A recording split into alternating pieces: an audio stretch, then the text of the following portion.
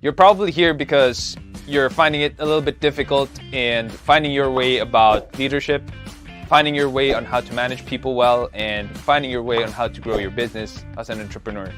Any one of these things are the topics that we cover. I'm your host, Sean C., aka Mr. CEO at 22. I am so glad that you took the first step of being here to learn more about leadership, entrepreneurship, and management because the world needs more people like you. We will help you to invest in yourself because that's something that is worth doing. That is something that is worth learning. If you have questions about entrepreneurship, maybe you're having problems at work or you're having some leadership problems or managing other people, boy, I have news for you. We have what we call a masterclass. Most of the courses in the masterclass deal with how you can generate revenue online.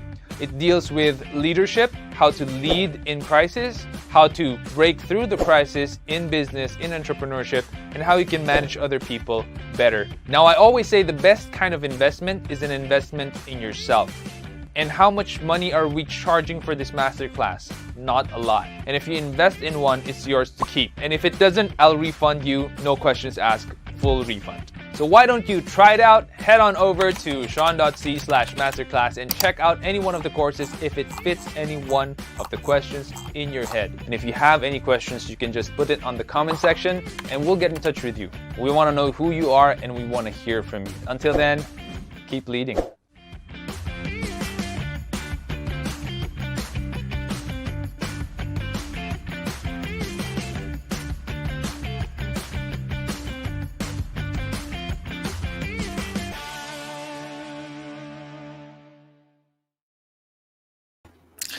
All right. Hey, good evening, everyone. Thanks so much for tuning in. I know it's been a while since our last Leadership Stack live session, and that is because me and the team have decided that we will do it once every 2 weeks. So instead of doing it every Thursday night, we'll do it every other Thursday night. Diba? Nagsasawa na raw kayo sa akin. So we'll, we'll have a break every other Thursday. So we're going to be doing this only twice a month.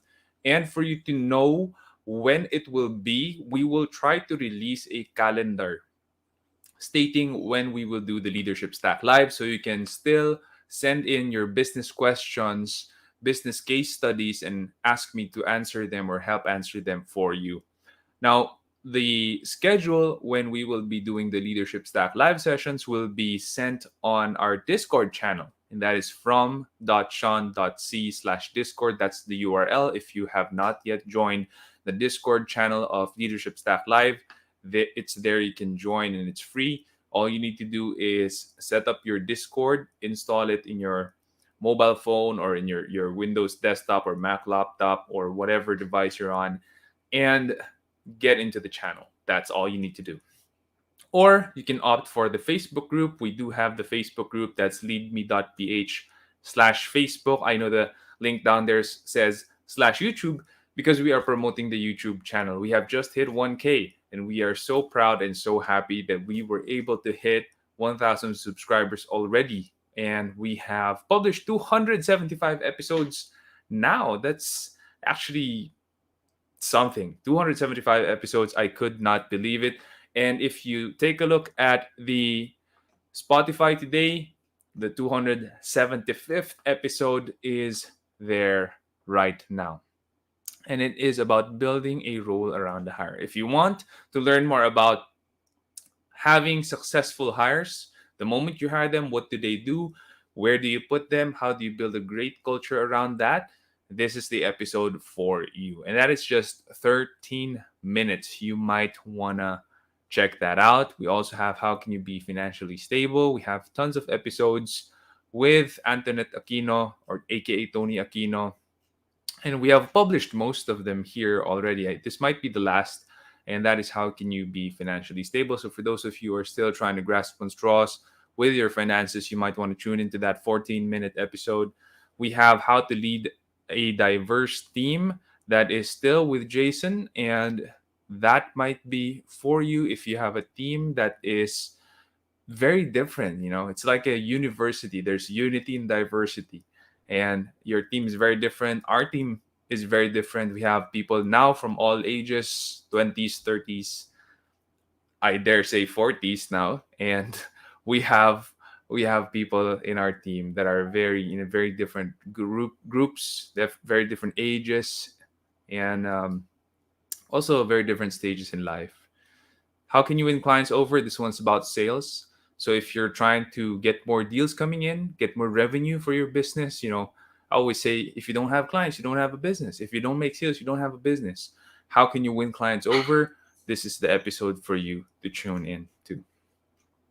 Okay, I want to start in early. That's why I went live before 8 p.m. Tonight. That's because we do have a couple of questions that are coming in, and I do want to address all of them. And if we could also finish early, that would be amazing because I have a newborn baby and it is tough. It is tough being the night shift. And but don't get me wrong, I love I love having babies around. My first two boys, I love it when they were born. Super cute. My wife always tells me that I really love babies, and I think I do. And I'm very in love with this one because she's our first baby girl. From Mike Teodoro, solid talaga si Sir. Thank you so much for being here tonight. Solid ka rin. Thanks for tuning in. Okay, and now we jump to our first question. Is being a task-oriented leader a good thing? Of course. It's not called chief executive officer for nothing. When you're the CEO, you are meant to execute on things. And we need leaders who are not all talk, who are not the type who will just say, kamusta ka na? Kamusta na yung pamilya mo? Kamusta na yung lola mo? Kamusta na yung aso mo? And then, yun na yun. Tapos na. We don't need leaders like that.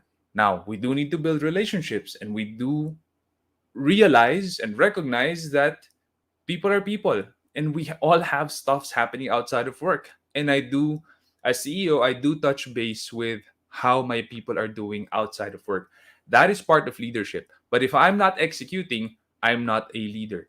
And what execution is for me is all about a game plan that is time bound, and that is measurable. That's it. What are we trying to do? When are the deadlines of the milestones? When is the major deadline of the entire project? And have you been able to hit them? Because if you're not able to hit them, then what are we doing here? And my job as a leader is to make sure that these deadlines are kept and my people are executing and moving towards that goal so that those goals cumulatively lead us or push us to the vision. So being a task oriented leader is a very good thing. That is not to say that you should not build on your relationships. Okay? Hindi ko tinatabo yon. You have to build on your relationships with people, with your clients. And I dare say you have to build your relationship with God, because without that, what are we working for? Should a leader be more people oriented or task oriented? I would say depending on the leader. Depending on the leader. So, if you're CEO, I would say you should be more task oriented. You should be more task oriented. If you're the human resources personnel or manager, for example, you're definitely people oriented. Yes, you have tasks, but you have to understand people on a very deep level. It doesn't mean that your loyalty is with people you work with and you're against management. That's not what I'm getting into here. I'm just saying you have to have a very good grasp about people when you're the HR manager or the HR officer. COO, Chief Operating Officer, definitely you have to be task oriented. Definitely task oriented. You have to be hitting deadlines. You have to have your processes in place. You have to be able to work the company like a machine without making people inside into cogs and wheels. You have to still be able to build that relationship. There is a balance in between, but it just tilts ever so slightly to being task oriented if you're CEO and if you're COO. Again, I'm not saying na itaboy natin yung relationships with people, how you care for them, how you build your emotional bank account with them. That's not what I'm saying. It's just tilted a little bit into being task oriented if you're CEO and COO. As a task oriented leader, how will I be able to influence other people? As I mentioned earlier, if you're task oriented, it doesn't mean, and it shouldn't mean, that you will ignore relationships and you will ignore the humanness of your team players around you. You still have to build those relationships. Now, there are levels to influence. And John Maxwell says that there are 5 levels of leadership.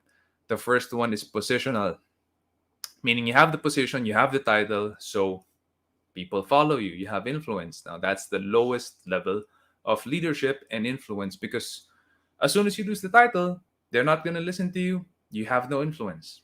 Second is relationships. You build relationships with people. They follow you because they like you. You have influence in their lives. Third is productivity. They respect what you've done for the team, for the company. They see you as someone that is worthy to follow. So you have influence with them, and you're able to lead them. Now, a lot of people would say level 3, that's good enough. But level 4 and level 5, which is about who you are, what you represent, and the pinnacle of leadership, you are bigger than life. That is a worthy goal to strive towards in leadership. I completely, sincerely believe that. So, but let's look at the first 3 na lang, no? Position, relationships, and productivity. When you are in level 2, you influence other people through your relationship with them. Marunong ka makisama or magaling ka makisama. That's how you influence them. That's how you lead. But when you get to level 3, leadership level 3, in the productivity level, they respect you, what you've done for the team and the company. That's why they follow you. For me, that is what task-oriented leaders are. They see the history of your production for the company, how far you've taken the company from, in my case, from 1,300 pesos, which is almost nothing, ang dali lang gastusin ng 1,300 pesos, all the way to a multi-million peso company today. They see that, and immediately you get their respect for that, on top of all the other things that you might be doing. So yes, I'm task-oriented, but and I've influenced people because of my productivity and who I am and what I represent. But you could also do it through building relationships with your people in the team. What do you think is the disadvantage of being a task-oriented leader? Well, if you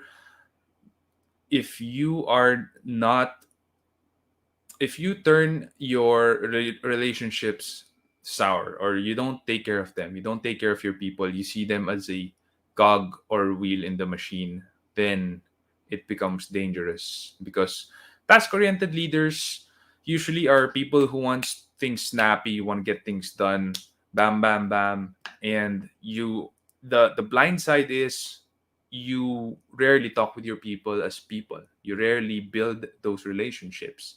That is a weakness. I know, I went through that, and that is what I do believe is a blind side. It is a disadvantage. In fact, it is a blind side. It's worse than a disadvantage. It's a weakness of task-oriented leaders. And you have to turn it into a non-weakness. It doesn't mean you have to be the best relationship builder. It doesn't mean that. It just means that you just have to know how to build relationships with your people. Ask them how they are. And if they're having problems, invest in them. There are people in my team who went through tough times, and I took out from my savings and helped them out without expecting anything in return, without asking them to pay it back. You invest in your people, build those relationships, and turn that disadvantage into a non-disadvantage or a non-weakness. What are the things that a successful leader focuses on? Focuses on. I would say a successful leader would always focus on their people. One of the major things that, well, it really depends on what stage of business you're in, because a startup would focus on cash flow. When you're scaling up, you would focus more on people. And when you're in the enterprise level, You'd focus more on getting towards the vision. So it would really depend on what stage of business you're in. So with startup, there's nothing more important than cash flow. You just gotta know where you're gonna get the next paycheck. That's you're in survival mode. But when you're scaling up, then you focus on people and processes. You have to get the right people in place, and you have to have the right processes in place for you to be able to grow the business better and to grow it into a place where you want to work in and your people would want to work in, because it could grow into something wrong, into a monster. When you don't have the right culture, when you don't have the right processes in place, as your business grows, it could turn into a monster, a toxic place to work in. That's the last thing you'd want to do. So, for startups, it's going to be cash flow. It couldn't be anything else, in my opinion. And for businesses scaling up, mid-level businesses all the way to enterprise, it should be people and processes. Enterprise level companies would be the vision. They have to focus on the vision. They can't lose that. Hope that answers the question. Should I be strategic to be a better leader? Not necessarily. Not necessarily. You can have strategists in the team. You can hire strategists if you want. Leadership is all about influencing people, important people around you. And if you're not strategic, that's okay. Not all CEOs are strategic, to be honest. Some CEOs are just really good with influencing other people.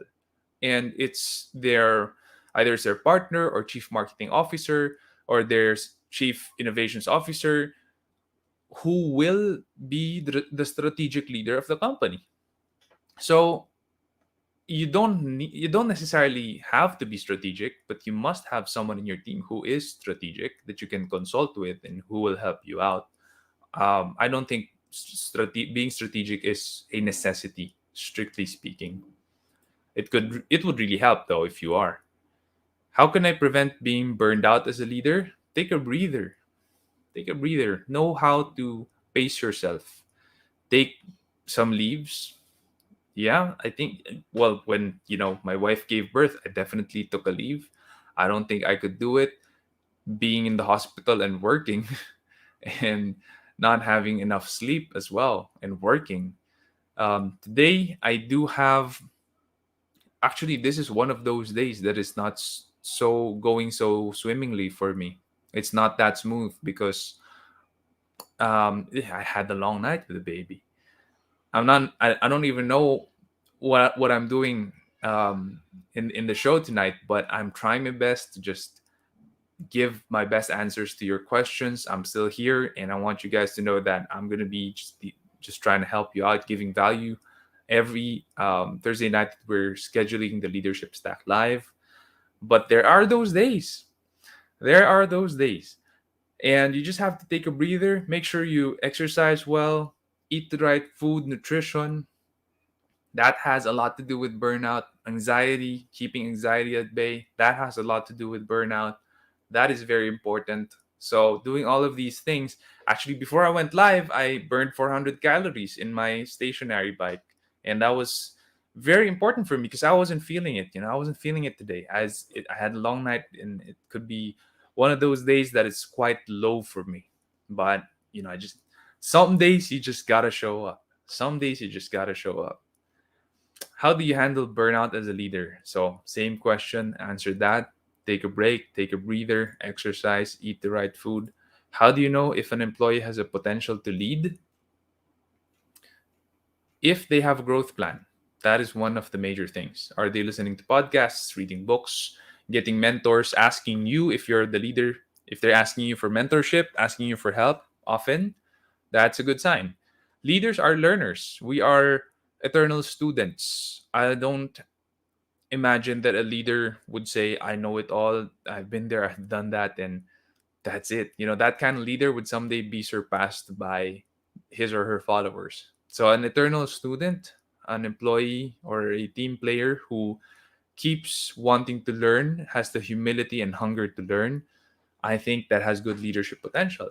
If they're good with people, they're people smart, that has good leadership potential. If they have good ambition and drive, that person has good leadership potential. So it there's so many factors to answer this question, there's so many things that I look at in a person for me to be able to tell myself and tell that person, you can lead. And it's not the same. Some leaders, they're so responsible and they get things done. And they when they give their word, it is their bond. They make sure it's done. So I give leadership positions to those people, even if they're introverts and they might not be really good in influencing other people. That's still a leadership trait. And then there are some people who are not ambitious at all, but they're really good with dealing with people and handling people, and they give them leadership positions because they have influence. So it would really depend on the leadership position you have open and on the person. Whatever you could see in the person, that is gold. You go to a gold mine looking for gold. You go to your you brush through your people looking for leaders. But even if you were digging for gold, you have to go through all the dirt. But always remember, you're not looking for dirt. You're looking for gold. Next question. What do you know it's time? It's about time to promote an employee to being a leader. A lot of it is about gut feel. Now, if you have metrics in place, such as when you rate your people, how well they're doing in their position, how well they're keeping your core values, how well they're practicing it, maybe they're preaching it to their other team members. Those kinds of metrics, if you're measuring them, we're trying to measure them in SEO Hacker. We're building this repertoire of quantitative measurement of these things. Then that's going to give you a lot of data about when and who to promote. But if you don't have that yet, let's say you're maybe from the startup phase, it has a lot to do with gut feel and a lot to do with what you know and what you've learned so far in leadership, because that's going to be guiding you in giving you that intuition on who to promote and who to call up into being a leader. From Kathleen, can you please elaborate the difference between a boss and a leader? Often they're one and the same, but the world would tell you that a boss is someone who just barks orders from behind and doesn't lift a finger to help you out. Now, if it's the founder, usually that's not the case. If the boss is the founder, usually that's not the case. Usually the founder, as the boss, is the one really pushing the team and driving the team forward. Even if they might be delegating a lot and barking a lot of orders, they're usually the ones carrying the heaviest load. But if they're not the founders, like they're installed managers, then that is very possible that they're just a boss barking orders from behind. A leader is someone who has influence, doesn't mean that they have a position. It could be from the grassroots level, but they're actually leaders because they're influencing people in the team to do something good or to go towards the vision and the goal. So, boss is mostly attributed with position, but a leader is doesn't have to be attributed with position. It could be someone in the grassroots, no position, but is a leader as well. Hope that answers the question. What's the difference between a manager and a leader? A manager is someone who maintains the status quo. A leader is someone who drives the team forward. And if it means that they have to change the status quo, then they have to change the status quo. And actually, true leaders usually change the status quo. They challenge, they change it for the better, not for the worse. So that's the biggest difference. A manager, someone who maintains the status quo. They follow processes, they make sure that things are done the way it should be done or the way it has always been done. So you need both. You don't always need all leaders in your team. Sometimes you need managers in your team as well. Sometimes you need leaders in your team. I would say depending on the department, on the type of company you run, and depending where your business is in right now. Is it in the startup phase, in the scale up phase, and so on?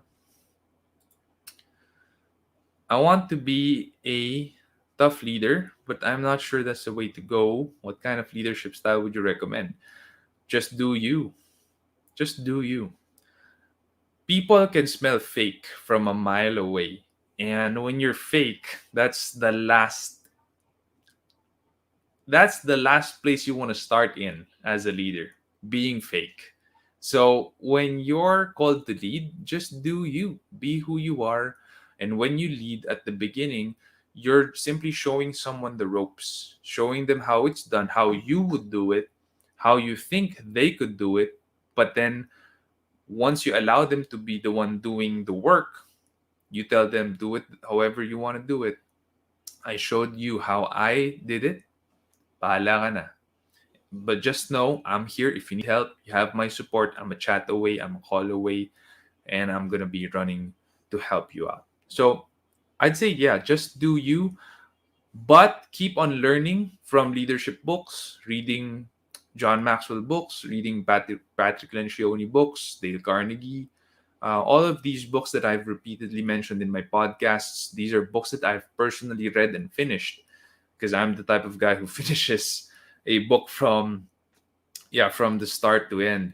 Um, Read these books, and that would help you in your leadership style, and you're gonna be able to build your own style, a style that you can personally accept and be authentic to yourself about.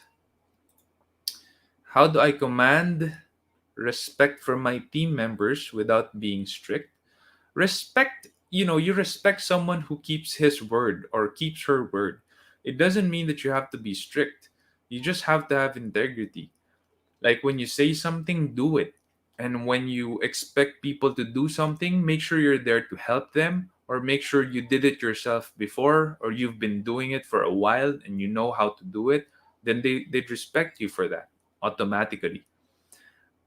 And I would connect that with the earlier question. If you're faking your leadership style, people would know, they could smell it from a mile away, and then you lose all respect. So when you lead, just do you, keep your integrity, keep your word, be honorable, and you would command respect. It's a consequential effect.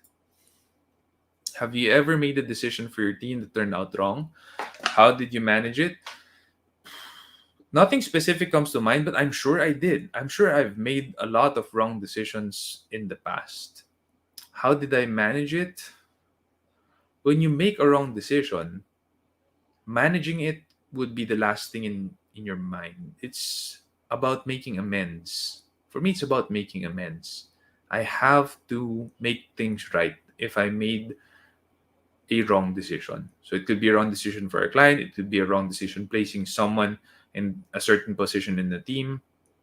And making amends would be reversing that, talking with the people involved, and trying to diagnose what really happened.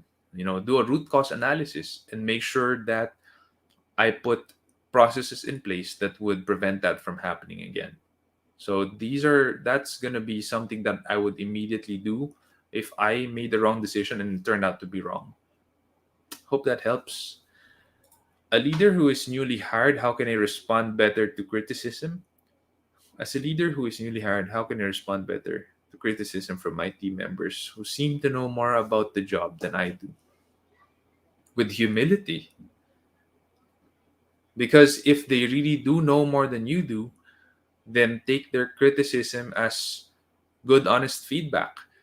A lot of companies pay a lot for feedback from consultants. And if you're getting that feedback for free from your team members, whom may probably know more about the job than you do, then take it, learn from it, see if there's truth in there. And if there's anything personal that might hurt you or that might sting, you just have to brush it off. Again, go dig for the gold. There's a lot of dirt that's involved digging for gold, but you don't go in there getting the dirt and putting it in your bag. You go there trying to get the gold and trying to brush away all the dirt. How do you deal with disappointment when a team member is underperforming? When a team member is underperforming, now my operations manager put in place a process where we would go through coaching first before serving a warning, a written warning. So we would ask that person, what's happening? How can we help you? Is there anything happening in your personal life that's affecting your work life or your work output? And we have to talk with that team member, because there might be something that we are not seeing that is affecting their work output that is beyond our control but is necessary in their lives, such as their family, before serving them a memo. Now, if they do improve and change, then well and good, we're all happy. But if they don't, then we serve them a memo. I do believe that serving your team with written warnings is very, very important, because if that behavior goes on and they keep on underperforming, keep on missing deadlines, and they don't deliver, then you have grounds to terminate them, which is critical.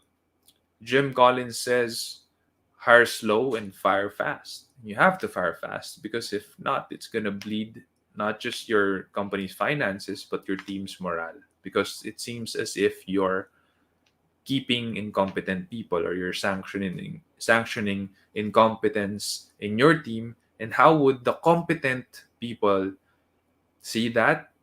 They're gonna be discouraged, because if you're tolerating incompetence, then why are they why are they busting their asses off? Hope that helps. From Nino. Hey Nino, welcome back to the show. If you were a leader of a really young company, how do you constantly cast your vision to your co-founders or partners? You have to keep on saying it, right? So in SEO Hacker, every Monday we do recite the mission and vision. There is a company recitation. Might seem like we're back in school, but my argument is, if it's not here, then how can it be here? Because if you tell me that you believe the mission and you believe the vision in a very deep level, but you can't even articulate it, that's a load of crap. That's a load of crap. That's not, it can't be true. It cannot be true, because you don't even have it here. How can you have it here? So we do have our recitation. My team recites the vision and the mission and our core values, which I all personally wrote every Monday. And that helps. If you want to get that from my playbook, you want to copy it, do it in your startup, you're very welcome to do so. What are some strategies you can recommend so I can help my team members whose personal problems are affecting their work? Well, for me, it's all about authenticity. If you really care about them, then go ahead and lift your finger and help them out. Just help them out. So if they're having personal financial problems, I don't suggest that you loan them money. I would suggest you give them money, whatever it is that you can spare. Because loaning them money that you might need because they said a certain amount might damage your relationship. So instead of loaning them money, for me, I just give them money that I could spare to give them and help them out. It's not a strategy. It's just really being an authentic, decent human being who, teammate. That for me is my opinion. And I don't think there's a certain strategy that I use to do that. I just really try to help them out, and that for me is showing loyalty for the loyalty they've showed me. As a leader, how do you manage the days when you're really struggling, but you know your team needs you? Well, today's one of those days, but I still went to a couple of meetings. I did postpone some. So I just kind of managed myself. You know what? I know myself. I know what I could take. I know where I'm going to suck. So I postponed some meetings and I took some, and I'm here now in doing this live show. So I do know what I could take, what I could do, and what I can't. You got to know yourself so that yeah, hindi ka magkakalat, in Tagalog. Hindi ka magkakalat, hindi ka mahirapan. So, yeah, I think that's very important. Know yourself. When you're struggling, your team needs you. Know how much you can give. And if you can't give it, then don't give it. You have to postpone. You have to delay that. Have you ever had an instance where a team member acts like they're the leader? How do you deal with that? So this is with the assumption that they're actually not the leader and they're pushing their weight around. I think that's where you're getting at. I think that's the question. They're pushing their weight around, they're bossing people around, but they don't have the position or they don't have the title of of a leader. How do you deal with that? You confront them. I think that being honest about it and being clear about your opinion to the person is very important. Just let them know, hey, I feel like you're already pushing boundaries that are there to keep us in check. And I feel like that's not right. And see how they respond. But you have to do that. You have to confront them, because if you don't, you're going to spill that over to other people in the team, and that's going to be gossip. And gossip is not helpful. And gossip is just an evil spirit that we should not let out, that we should not let in the company. So I tell people in the team, you have to confront people you have some beef with. Don't say that to people who have no real solution in the problem or in the issue, or who can't really help, because that's gossip, and we don't allow gossip in the team. Hope that helps. Are there any good resources you can recommend for me to check out so I can be a better leader? Definitely the 21 Irrefutable Laws of Leadership by John Maxwell. If you're into personal growth, the 15 Invaluable Laws of Growth. If you're a mid level leader, the 360-degree leader is perfect. If you're a business owner, books by Jim Collins, Good to Great, Built to Last, How the Mighty Fall, Patrick Lencioni's books, The Five Dysfunctions of a Team, The Motive is very good. And yeah, those are actually a lot of books that I've said, and might take you a month or more to finish them. They're very valuable. I've learned a lot from them. Take notes and practice what you learn. Question from Pam: how can a leader make an impact? As leaders, we automatically do impact people in our team. I'd say with the words you say, with your thoughts, with the decisions you make in the team, you impact people. It doesn't have to be from on stage or in a show like this. When you're a leader and you have a position, you impact people. You have to watch what you say, you have to watch how you act. You have to watch what decisions you make and how it will impact other people. It is tough to be a leader. It's very, very difficult to be a good leader. And you make impacts, and it's just either positive or negative. And that's it. As a leader, what strategies do you use to motivate your team? I haven't Well, I always tell people to be grateful for what we have. That is something that I practice personally. I'm thankful to God for, that He's blessed me with a home, He's blessed me with family, with business. And there are those low days like today, but I do remember all the good things that He has brought my way, and my faith keeps that lowness or that demotivation in check. Motivation should not come from external sources, in my opinion. I know that people pay a lot for a motivational speaker. Heck, I am a motivational speaker. But I do believe real motivation that is long lasting, should not come from external sources. It should come from within. It should come from your walk with God. It should come from your spirit of gratitude instead of a spirit of entitlement. I think that people get demotivated when we foster spirits of entitlement. Dapat kasi ganito eh. Dapat ito yung meron ako, pero hindi ganun yung nangyari. Kaya bad trip talaga. Hindi ako feeling good ngayon. So, it cannot be like that.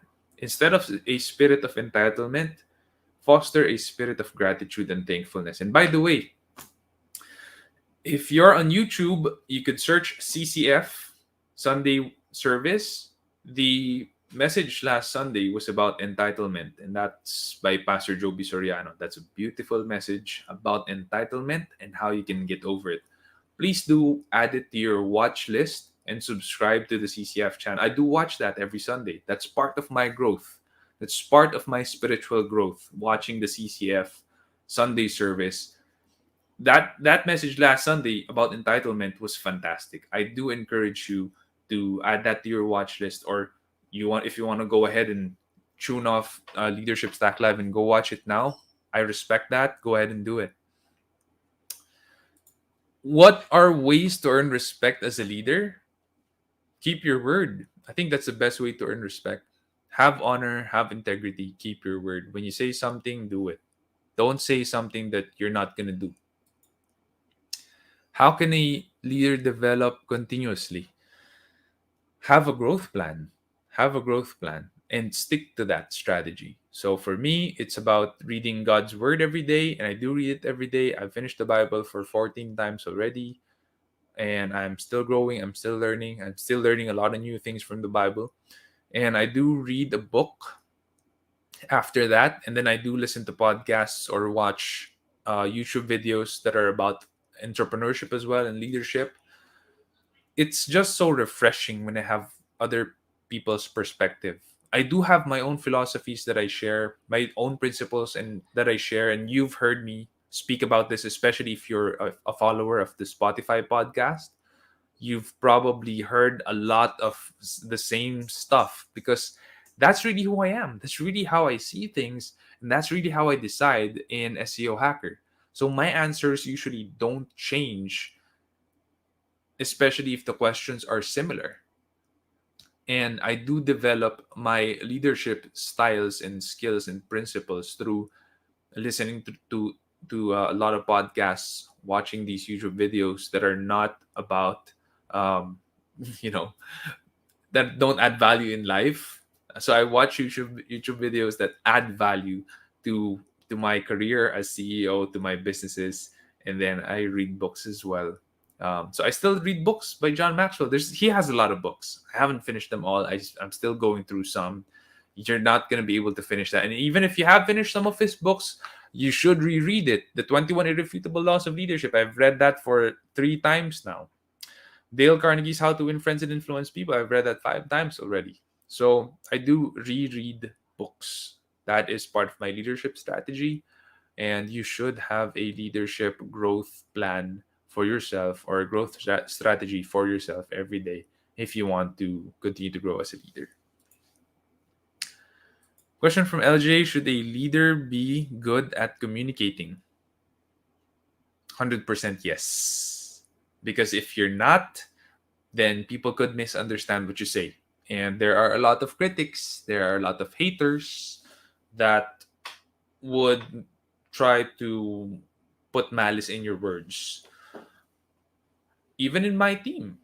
So, there are people who just are not willing to put himself or herself under your authority.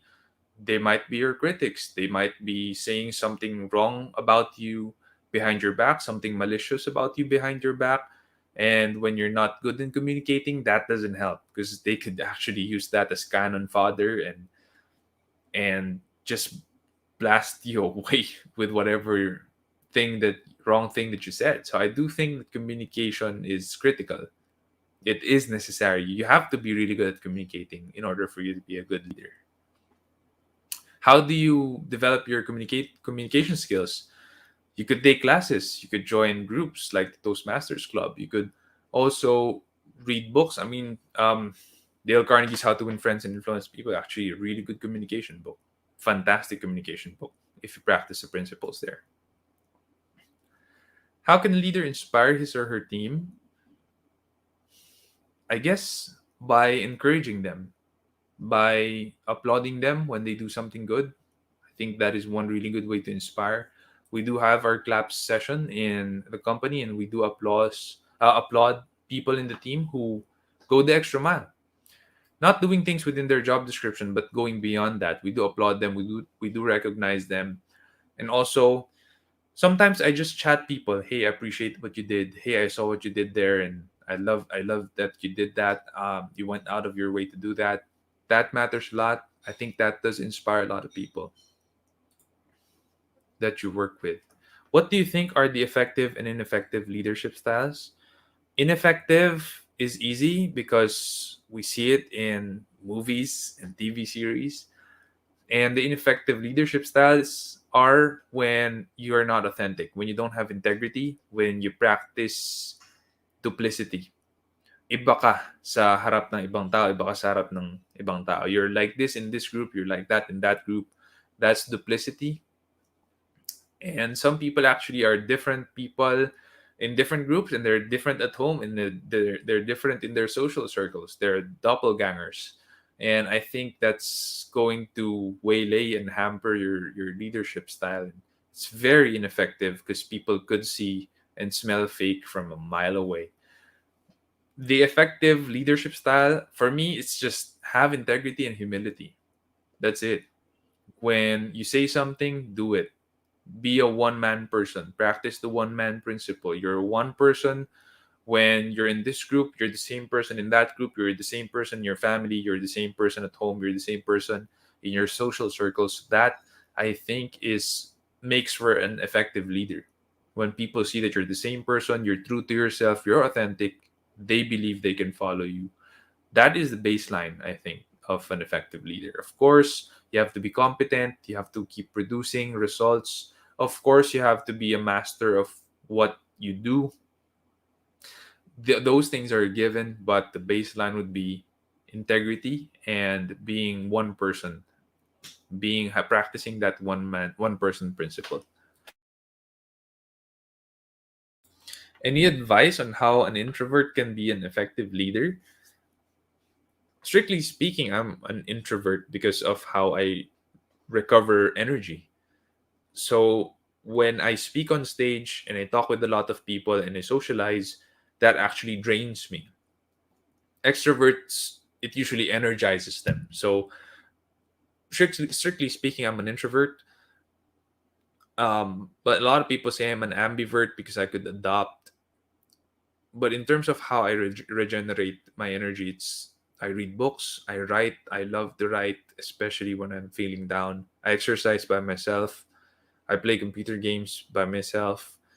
So I'm an introvert, and I do believe that I am. I would like to believe that I'm an effective leader. So it doesn't matter if you're an introvert or an extrovert. What matters is, are you still learning and practicing what it is to be a good leader? Do you have integrity? Do you have honor? Do you keep your word? Do you produce results? And so it doesn't matter whether you're an introvert or extrovert. That, I think, is negligible. Do you agree that to be able to lead, one must know how to lead himself or herself? Yes, 100%. The hardest person to lead in this planet is not your worst employee, it's actually yourself. It's yourself. I would say the hardest person to lead today is still myself. Because we're human beings. There's just so many stupid stuffs that we're driven to do every day. And if we don't keep ourselves at bay and deny ourselves into doing those crazy, stupid things, we'll be doing them and we'll be running our companies and our teams to the ground. How do I lead myself? First and foremost, I surrender to God and what He wants me to do. The Bible says to make Jesus both your Lord and your Savior. A lot of people just want Him as their Savior, but not as their Lord. What does that mean? They want to get to heaven, but they don't want Jesus to call the shots of their life. When you make Jesus as your Lord, you make sure that He calls the shots. You follow what He says, you follow what He wants for your life. That makes it a lot easier for me as a leader to lead myself because I know that my God only wants what's best for me. So following Him that way makes it easier for me to lead myself because now I know the things I need to do.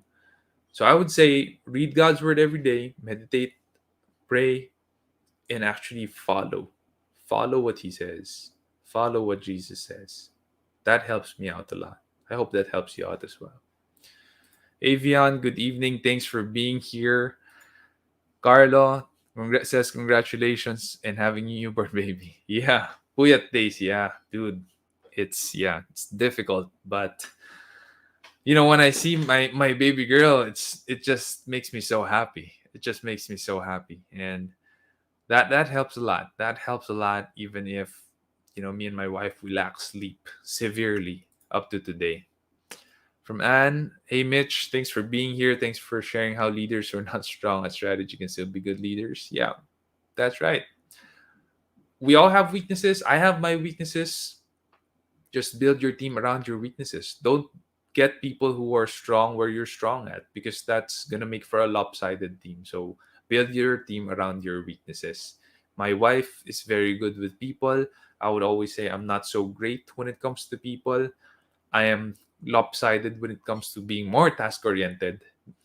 And I did answer that question earlier. So I'm kind of lopsided there. Medyo extreme yung pagiging task-oriented, dominant ko when it comes to execution, which may make me, which may be the reason why, as a CEO, I've been able to do a lot of things thus far. But there are, I'm not really that great when it comes to building relationships. And my wife reminds me about that.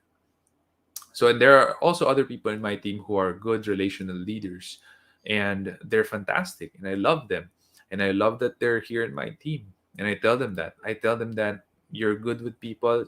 You're really good with people, and I'm not that great with people, and I'm very happy you're here.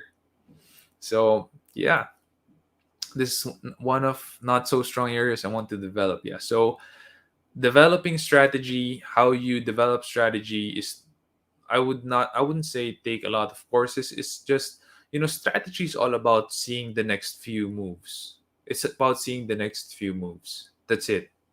At the simplest, most boiled down essence, strategy is just seeing the next few moves. And how you can build that is by going deeper into your mastery of what you do. For example, with SEO, I know that the next few moves is is all about machine learning. Google has installed two AIs in their system. And how do you make those AIs more pleased with your results? That's going to be where SEO is headed for sure. From Kazu, hi Sean, just watched your presentation about how not to lose your values in business. Na-inspire ako i-pursue an SEO agency na dream ko. Well, congratulations, and I do hope you're able to achieve your dreams. God bless, and I'm so happy that you were able to attend that. I hope you got a lot of value out of it, and I hope that you're able to also practice it someday when you're able to start your business. How to start an SEO agency in a biblical way, just like how you start any other business in a biblical way. Surrender it to God. Make sure you follow His principles in the Bible. Pay your taxes right. Surrender to authority. And we're all under God's authority, and God put the government as our authority. You have to surrender to that. Pay your people right. Pay them on time. Don't withhold their wages. Make sure that you don't lie, cheat, or steal when it comes to your clients and people who trust you, people who work with you. There are a lot of principles in business. Be happy with what you're making. Invest. Don't spend more than what you can earn. Make sure that you live below your means. Be wise on what you have, and reinvest in your business, and also reinvest some of that, the revenue, in yourself, in learning and growing, and in trying to achieve better wisdom as the owner and leader of the business. These are very important things, and these are biblical principles. And when you want to start a business in a biblical way, that is something that you have to abide by. Now, I'm not saying that you're going to do it perfectly. It's very hard to start a business. Very, very hard. And if you're going to be doing it the biblical way, it gets extreme. It's like, instead of playing at the normal level, you're playing at the extreme level. And but at the end of the day, if you're doing it for God, then I'm sure God will honor you, and God will be the one to bless you back. So that's it. I do think, yeah, that's the last question. I hope that helps, and I hope that I have added value to all of you tonight. Again, if you're not yet subscribed, please do subscribe to our YouTube channel, leadme.ph/YouTube. It is very, very important for us to increase our subscriber count. And if you found this helpful, please do share it to a friend, a family who might get value out of that as well. And if you haven't followed us on Spotify, the Leadership Stack podcast, just search leadership. You'll find us there right beside John Maxwell, I believe. And please do hit the follow button so that you can tune in to our stuffs about leadership, management, and entrepreneurship every day. That's it, guys. Hey, may pahabol si Nino. Hi, Nino. Out of the topic of leadership, but have you ever considered starting a webinar focused on how one could practice or apply the gospel to their life or business? The last one that I did for CCF, How Not to Lose Your Values in Business, is up in my YouTube channel. So it's not in the Leadership Stack YouTube channel yet. I don't think my team uploaded it there, but it's in my personal YouTube channel. You might want to check out. You just search for my name, Sean C. How Not to Lose Your Values in Business. You could check that out. It's free. It's uploaded in YouTube. The entire thing is there, including the Q&A. So please go ahead and watch that. And I hope that gives value to you, Nino. So that's it, guys. Thanks so much. I think the next Leadership Stack Live would be 2 weeks from today. Take care and God bless. Ayan, uploaded na daw pala. So it's on the Leadership Stack YouTube channel na rin. How Not to Lose Your Values in Business. You could check that out.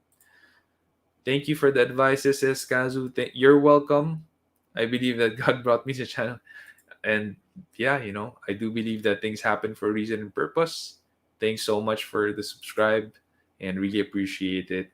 Please do help us share if you got value out of this. Take care, everyone.